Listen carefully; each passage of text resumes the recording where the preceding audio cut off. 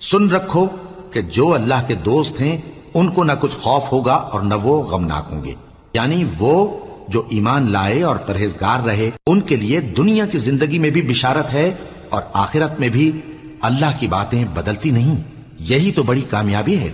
اور اے پیغمبر ان لوگوں کی باتوں سے آزردہ نہ ہونا، کیونکہ عزت سب اللہ ہی کی ہے، وہ سب کچھ سنتا ہے، جانتا ہے۔ سن رکھو کہ جو مخلوق آسمانوں میں ہے اور جو زمین میں ہے سب اللہ ہی کے بندے ہیں، اور یہ جو اللہ کے سوا اپنے بنائے ہوئے شریکوں کو پکارتے ہیں وہ کسی اور چیز کے پیچھے نہیں چلتے، صرف گمان کے پیچھے چلتے ہیں اور محض اٹکلیں دوڑا رہے ہیں۔ وہی تو ہے جس نے تمہارے لیے رات بنائی تاکہ اس میں آرام کرو اور روز روشن بنایا تاکہ اس میں کام کرو۔ جو لوگ قوت سماعت رکھتے ہیں ان کے لیے اس میں نشانیاں ہیں۔ بعض لوگ کہتے ہیں کہ اللہ نے بیٹا بنا لیا ہے، اس کی ذات اولاد سے پاک ہے، وہ تو بے نیاز ہے۔